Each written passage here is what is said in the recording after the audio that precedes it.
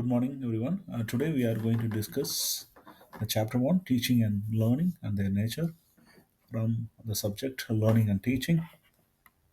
Disclaimer: the video content has been made available for informational and educational purpose only. Chapter 1 teaching and learning and their nature. Though, introduction: though the learning is universally applicable to all living organisms, man, because of the superior learning behavior, is able to control his environment and other organisms in it. Speaking and Acquiring the fine motor abilities, owning culture, practicing different arts and crafts are the unique to human beings only. The forming the concept using symbols and using the language in thinking have enhanced human learning to a higher level. The learning ability of each individual depends on his level of intelligence. Learning is constantly taking place in all aspects of human life. In this unit, the meaning and definition of the learning, nature of learning, elements of learning, individual differences found in the learning, rote learning, meaningful learning, meaning and definition of active learning, principles and techniques of active learning, meaning and definition of self learning, concept and definition of teaching, nature of teaching, character of good teaching are to be discussed. What is the meaning of learning? Learning is what one gets through acquiring the knowledge, habit, attitude, and practical skills, either through the study or self experience or being taught. Learning is modification of one's behavior through practice, training, and experiences. Learning is adaptation of behavior to one's environment. Putting in brief, learning is what one gains as knowledge, habits, attitudes, and practical skills either through reading, self experiences, or teaching by others. Definition of learning. Many definitions are advanced. Let's start with the definition of learning. Many definitions are advanced for learning. Some of the important ones among them are given below. Angela Single defines the learning as acquiring any skills that enrich your life. It does not have to be taught out of a book or a teacher. Rather, you may acquire it through your own explorations, through sharing or by instruction from any, not necessarily teacher. Again, Angela Single defines learning as acquiring any skills that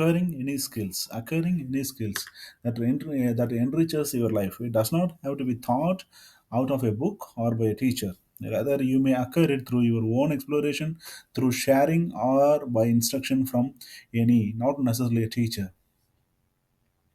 Learning is a relatively permanent change in an individual's behavior and attitude over a time based upon the training and experiences. This view is agreed upon by many psychologists. Learning is the acquisition of the new responses to various stimuli.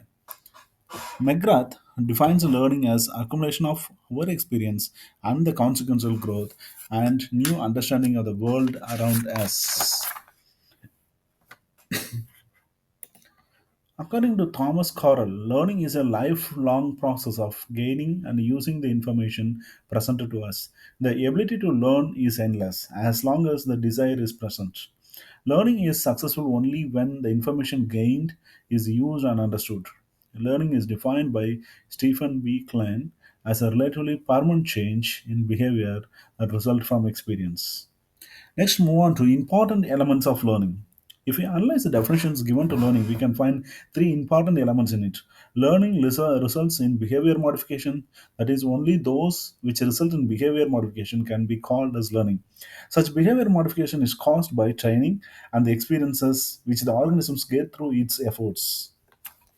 So, behavior modification caused by instincts and maturation and do not fall under the learning.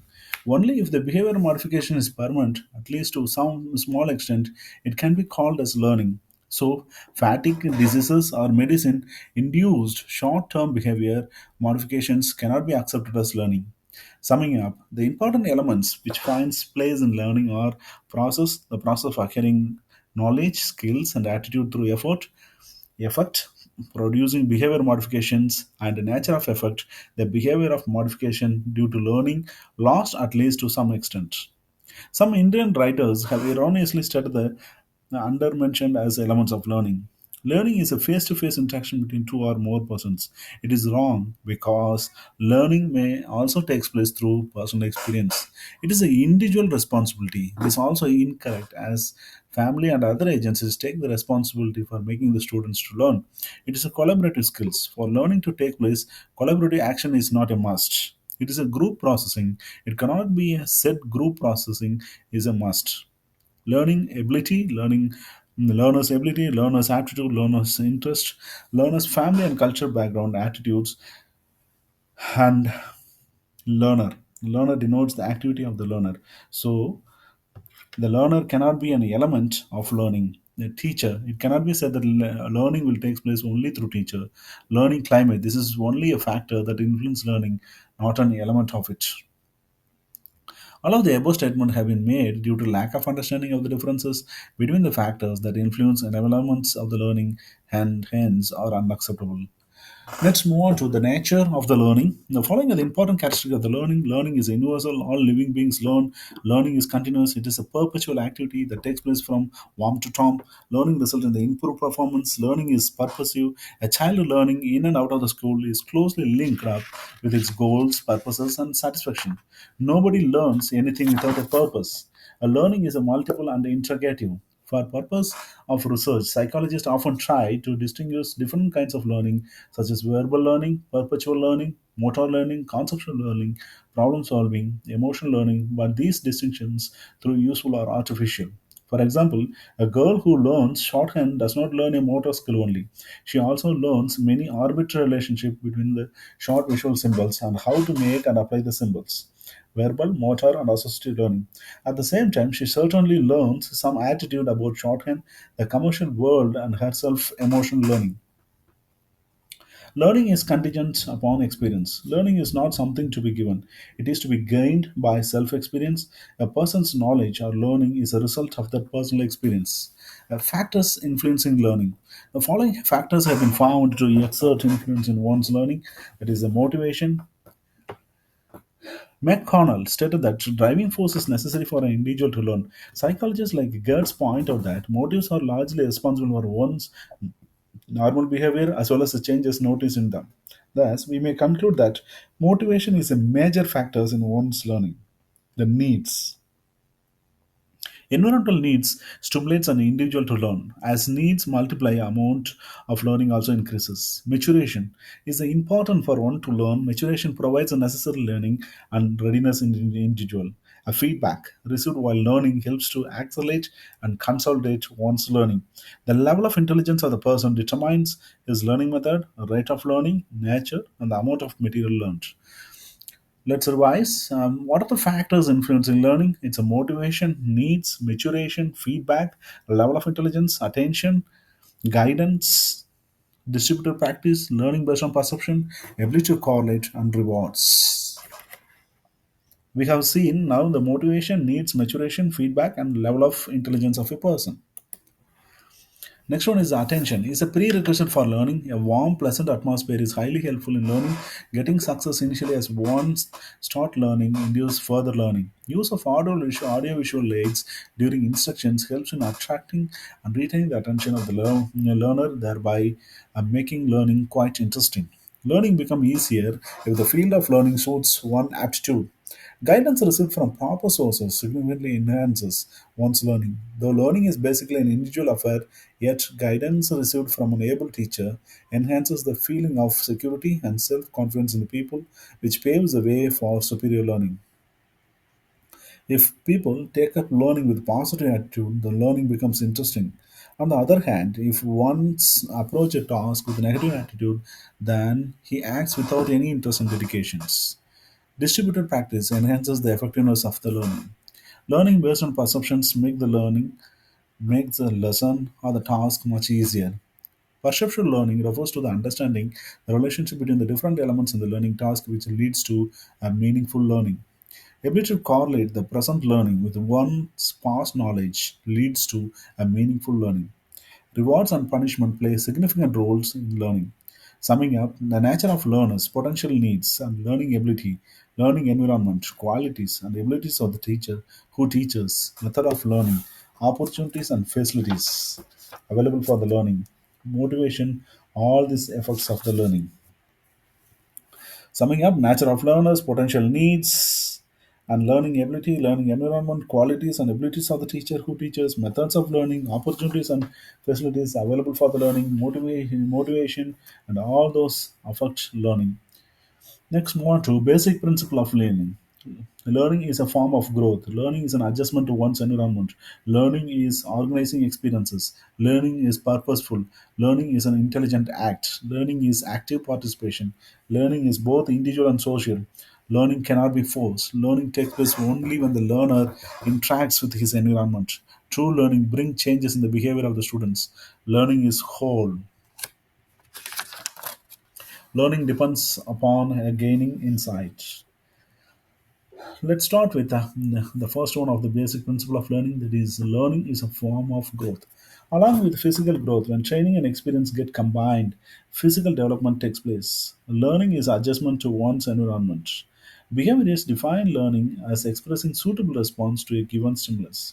So, the purpose of learning is to adapt oneself to the environment, that is, having a well adjusted behavior. Learning is organizing experiences. Learning is not getting more and more new informations or new experiences. On the other hand, it is the integration of the new experiences received with the experience already present, which result in the elimination of the unwanted ones to produce an accumulation of the refined experience. The knowledge and the skill occurred through learning get refined. Learning is purposeful only if the child finds what it learns in and outside the school satisfy its goals and desire. Then only learning will be effective. No one learns anything without a purpose. Learning is an intelligent act. Just by repeatedly practicing an activity, one cannot achieve proficiency in that activity. On understanding the components in the activity and the relations among them, if the activity is practiced, level of performance will increase. Learning is active participation. Only by the active participation of the students in the process of learning, learning could become effective. That is why educationists give importance to learning by doing. Without self motivation and involvement, true learning cannot take place. A progressive educational method like heuristic method, project method, laboratory method, basic education, etc., advocate learning with a self participation. Learning is both individual and social. It is true that learning is a self motivated activity of an individual, but it is also a fact that learning takes place in social environment. It cannot be denied that social agencies such as family, peer groups, schools, movies, and places of worship have a tremendous influence in bringing changes in the behavior of the child. Learning cannot be forced. Learning is an activity taken Learning cannot be forced. Learning is an activity undertaken by a person willingly. Just by compelling a person to learn, learning will not take place. So, only after preparing a child properly to learn a particular lesson or skill, the subject content should be presented. On the other hand, teaching a lesson when the child has no interest in it will be of no use. The principle emphasizes the need for motivation in learning. Learning takes place only when the learner interacts with his environment. Learning is not an activity which happens in vacuum. It takes place only in a particular environment. If the learning environment rich and healthy, the learning will be effective. The learning environment should be conducive to learning. A true learning brings changes in the behavior of the students. Every experience makes a change in the cognitive structure of the learner. It gets reflected in the learning behaviors too. Stated briefly, the goal of learning is behavioral modification, that is, improving the behavior. Learning is whole. It is a human nature to see anything in its totality. Instead of looking at the things as separate, if we integrate them, it becomes meaningful. According to the Gaslat's theory, learning is nothing but organizing our perceptions in a meaningful way. Learning depends upon the gaining insight. At first, we may not understand the components of the task and the relationship existing among them, but all of a sudden, as a flash, we may understand them.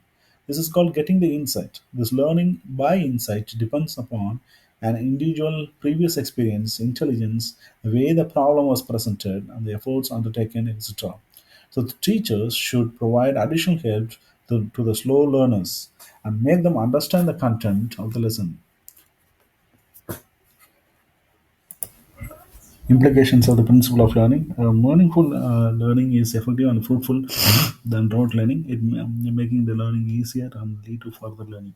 Meaningful learning enhances learners' involvement and participations.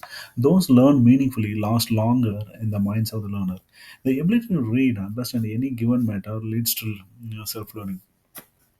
Everyone interact with his environment according to his abilities and skills. The learning style of every individual is different. That is, there are individual differences in learning. Teacher should bear this in mind and organize his teaching accordingly. To students who prefer learning by hearing, these auditory learners, activities such as the interview, debate, discussion, and lectures will be very effective.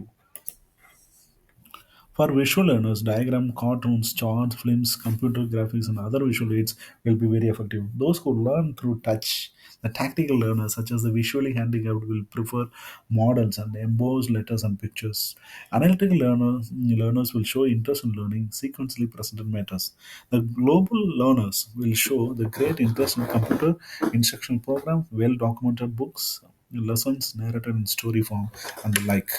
Now, let us discuss briefly about the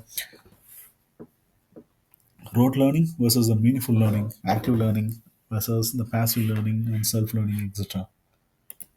Rote learning and meaningful learning. Rote learning is the reproduction of the learned material verbatim. The learner is not interested in checking whether the material learned by him is correct or incorrect. On the other hand, in meaningful learning, the learners understand and internalize the matter they learn. So they do not try to reproduce the matter learned as such, but try to express it in their own language. In other words, the output of the meaningful learners will be much more than the input they received. The rote learners function fully depending on the teacher, but those who learn meaningfully have the ability to function independently as they try to understand and analyze anything they learn. Rote learners could be compared to parasites and those who learn meaningfully to lush the green plants. The parasites are incapable of giving fruits while plants and trees grow independently and flourish, having the capacity to bear the fruits. Those who learn by rote memory will express only few particular responses. On the other hand, those who learn meaningfully will display newer responses too.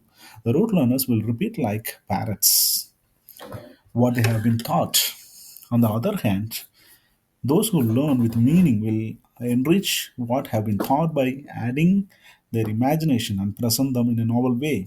While rote learning is a passive activity, in meaningful learning, the learners function actively and get fully involved.